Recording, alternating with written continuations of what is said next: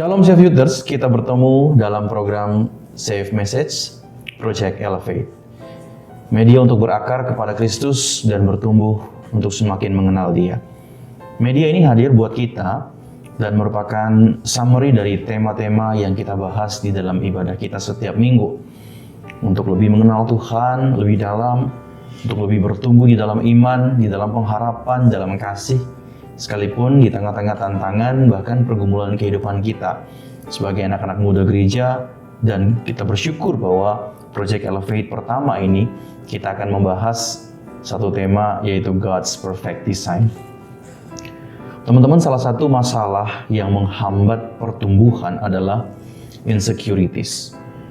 Even itu pertumbuhan karakteristik kita, pertumbuhan rasa percaya diri kita secara emosional, bahkan juga pertumbuhan rohani dapat dihambat oleh insecurities.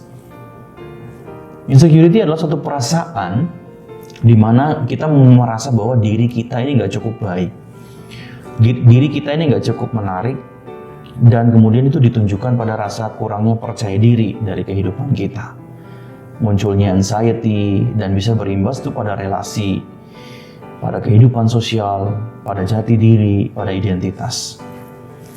Nah, insecurity ini menjadi satu isu yang ada dalam kehidupan kita, khususnya kehidupan anak-anak muda sekarang ini, yang memang berdasarkan lifespan psikologi, di mana usia segitu, teman-teman, manusia itu bergumul dengan isu psikososial, bergumul dengan pencarian jati diri, bergumul dengan pembentukan identitas, karakter, dan identitas diri kita. Oleh sebab itu penting bagi kita untuk yang saat ini juga mungkin sedang dealing dengan problem ini, kita mau mengerti dan kita mau paham bahwa ini adalah jelas isu yang sangat serius untuk kita. Nah, penting banget nih teman-teman bagi kita semua untuk mengerti apa sebenarnya dampak dari insecurities dalam kehidupan kita.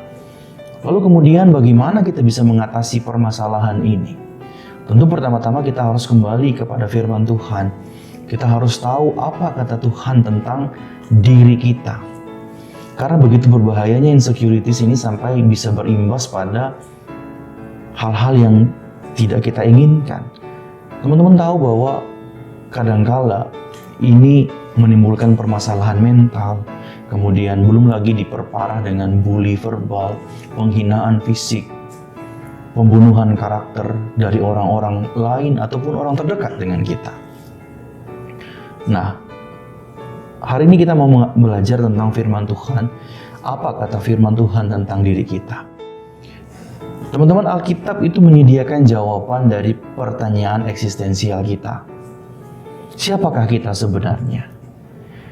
Kejadian 1 ayat 26 berkata, "Berfirmanlah Allah, baiklah kita menjadikan manusia menurut gambar dan rupa kita, supaya mereka berkuasa atas ikan-ikan di laut dan burung-burung di udara, dan atas ternak dan atas seluruh bumi dan atas segala binatang melata yang merayap di bumi."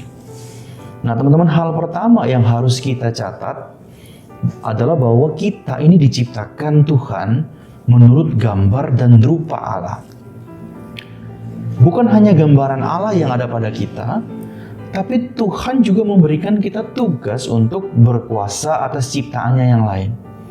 Nah, ini berarti Tuhan mempercayakan kepada kita sesuatu yang besar. Pertanyaannya, kalau Tuhan aja mempercayai kita, kenapa kita harus meragukan diri kita, teman-teman? Nah, juga sangat penting bagi kita untuk merenungkan. Allah menciptakan kita menurut gambar dan rupa Dia. Itu berarti bahwa kita ini dirancang untuk memenuhi tugas dan panggilan itu. Sekaligus kita dilahirkan dengan kreativitas, dengan daya aktivitas yang baik untuk memelihara dan menjaga keadaan dunia.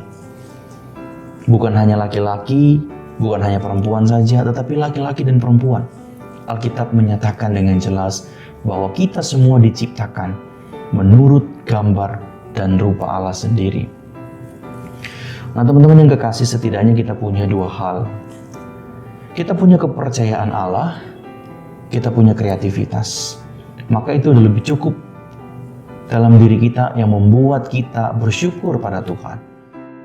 Tuhan bukan hanya memberi dua hal itu pada orang-orang tertentu saja, pada kaum tertentu saja, suku tertentu saja, tapi pada semua ciptaannya. Dia memberikan kita dua hal itu. Dia mempercayai kita, tapi juga dia memberikan kita kreativitas dalam kehidupan kita. Oleh sebab itu, teman-teman, mari saat ini kita belajar. Kita pakai kepercayaan Allah itu dalam mengembangkan kehidupan kita. Kita pakai kepercayaan Allah dalam menghidupi panggilan kita masing-masing. Mari kita pakai kepercayaan Allah itu untuk keluar dari keraguan-keraguan diri kita sendiri. Untuk keluar dari stigma-stigma orang lain terhadap kita dan kemudian kita menjadi apa yang Tuhan inginkan. Jangan bertahan pada keraguan-keraguan diri bahwa kita nggak mampu, kita nggak layak, kita nggak bisa, apalagi kalau itu adalah pendapat orang lain tentang kita. Yuk mulai sekarang berhentilah menjalani kehidupan berdasarkan apa kata orang tentang kita. Tapi mari mulai menghidupi perkataan Tuhan, sebab Tuhan sendiri mempercayai kita. Mari kita refleksikan beberapa hal dalam hidup kita, teman-teman.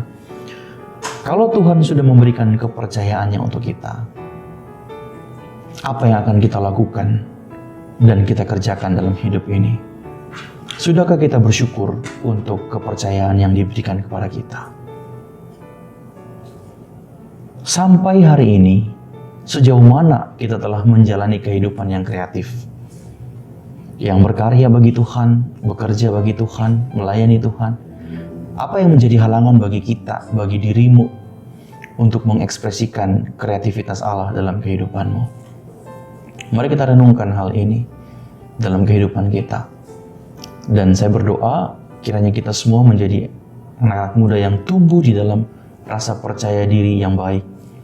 Karena Tuhan sendiri sudah mempercayai kita, dan bukan hanya Dia mempercayai kita, Dia juga memberikan kita kreativitas, supaya kita bisa berkarya bagi kemuliaan namanya. Tuhan Yesus memberkati firman-Nya. Amin.